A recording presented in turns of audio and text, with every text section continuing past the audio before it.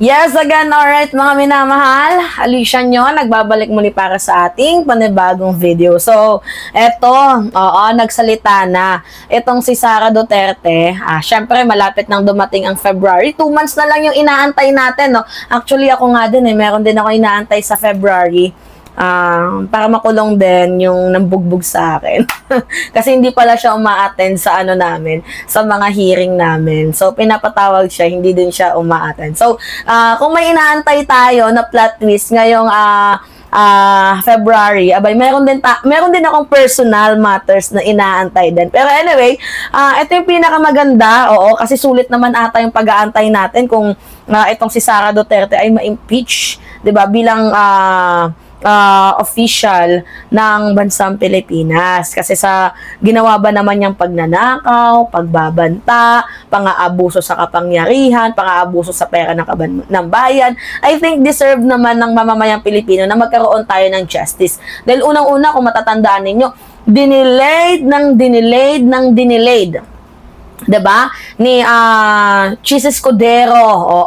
Itong impeachment ni Sara Duterte hanggang sa humingi na ng tulong. To make the long story short, dinilayed, dinribol, pinagpasapasahan. Itong impeachment ni Sara Duterte na dapat sana forthwith, 'diba? Hindi ba alam ni Chis Escudero ang ibig sabihin ng forthwith? Agad-agad. April pa, tapos dinilayed. Inabutan pa ata yun ng July, August, September ba yun? Basta July, inabutan pa ata ng July yun, yung impeachment ni Sara Duterte hanggang sa humingi na sila ng tulong dito nga po sa Supreme Court na paano naman dapat nating sundin ang Supreme Court na in the first place, para-paras lang naman sila ng trabaho. Yung executive, yung judiciary, di ba? Co-equal branches sila. So, bakit makikialam ang tawag dito? Itong Supreme Court na in the first place, impeachable officials din naman sila.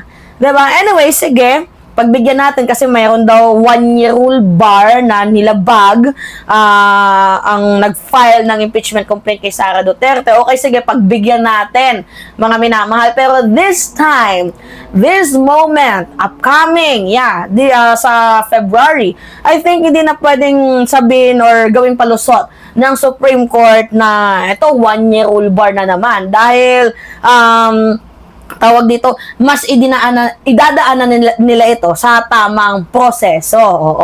Kasi 'di ba may mga naunang nag-file ng impeachment complaint kay Sara Duterte, tapos ang ending yung tinanggap yung sa pang-fourth, 'di ba? So, anyway, ito nagsalita na si Sara Duterte. Sabi dito, nakakapagod na siya para sa taong bayan. Really?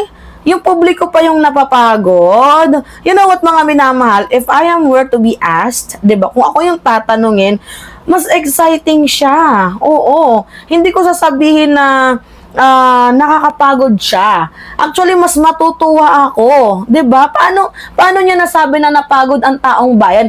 Syempre, mas mas nakaka-intense nga na araw-araw meron tayong nababalitaan, 'di ba? Full of broadcasting, live streaming, 'di ba? Para makita natin na kung ano-ano nga ba yung nagiging komento ng taong bayan. So, 'di ba? Paano napagod? Araw-araw nga may nagsasalita, araw-araw merong nagtatalo, araw-araw merong nagiging debatable ito. So, naglalabasan ng talastasan ng talino. So, hindi siya nakakapagod. Kumbaga, nagkakaroon ng knowledge and learnings ang mga Pilipino sakaling may ipa-impeach pa sila na susunod na public officials, and beside nagkakaroon din ng knowledge dito nga po sa pagnanakaw na ginagawa ni Vice President Sara Duterte, di ba? So, paano niya nasabing napapagod ang taong bayan, na excited nga ang taong bayan na ma-impeach ka, di ba? Filipino wants to continue the impeachment.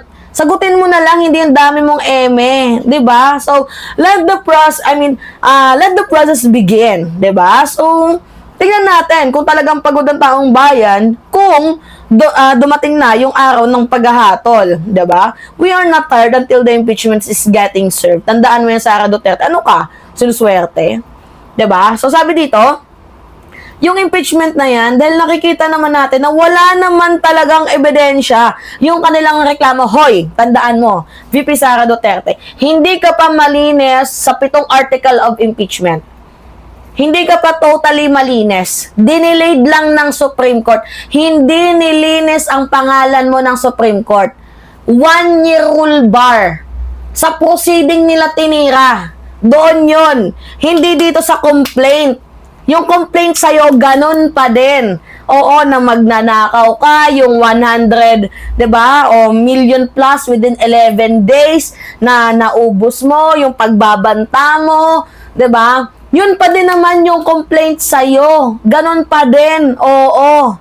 Walang nabawas doon, walang nagbago doon. Yun pa din. Ang ginawa lang ng Supreme Court, dinilayed lang nila. Technicalities. Yan yung kinuna nila ng dilihensya para maurong ang impeachment complaint mo. Oo, dinaan nila sa technicalities. Pero yung mismong facts, hindi nalinis yung pangalan mo. Hindi ka inosente. Anong ba tong si Sara Duterte? Ang lakas naman ng loob. Diba? Kung sinabi mong wala namang ebidensya, bakit hindi mo na lang harapin yung mga inaako sa laban sa'yo? Diba? Parang ikaw ata yung pagod dito eh. Okay mga minamahal, let's presume no evidence. So, let the process begin. Ganun na lang dapat yung labanan. Clear mo yung sarili mo kung talagang alam mo na wala kang kasalanan. Diba? Swerte ka lang. Dahil iniba ni Cheese ang meaning ng forthwith. Dahil kung hindi, abay baka isa ka na din sa pinaka-history ng bansang Pilipinas. 'Di ba? Yung career mo talagang wasak na yan. So anyway, mga minamahal, let us hear it, 'di ba? Next, sa hearing, kung talagang inosente ka. 'Di ba? Ako, sa totoo lang, hindi naman ako totally na pro pa sa government. Ako po ay pro-Filipino. Pro-people po tayo. Pro-justice, pro-human rights, lahat. Tayo? Baka Pilipino tayo. Hindi tayo yung Marcos or Duterte. Dito tayo sa katotohanan. Kasi lahat naman tayo gusto natin ng accountability. Lahat tayo gusto natin ng governance, good governance. 'Di ba? So, let the justice be served, 'di ba? Tingnan na lang natin. Anyway, mga minamahal, exciting part yung darating ngayon na February. Tingnan na lang natin, oo. Kasi matapang na ngayon si Sara Duterte. Oo, parang namamagic na naman ngayon eh. At tapang ngayon, tapos iyak later. Ganun ba ang atake? Parang kibuloy lang, no? Tapang-tapangan noon, tapos iyak later. Oo, ganun. Ako po. Wag mo naman kaming niloloko Sara Duterte. So, hindi yan harassment yung ginagawa sa'yo. Hinahanapan ka lang ng resibo. Paliwanag mo, sino ba si Mary Grace Piatos? Diba? Kung wala kang tinatago, sagutin mo sino yun yung na naubos mo agad yung 100 plus million within 11 days.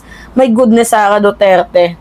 Ang dami mo pang dinamay dito na sektor sa ginawa mong kababalaghan kung saan napunta yung confidential funds mo. Naku, wag nga kami. Alright. Yun po kayo na masasabi nyo dito. Anyway, it's me again, Alicia nyo. Mga minamahal, nagbabalik muli para sa ating panibagong video. Maraming salamat at ingat, mga kababayan.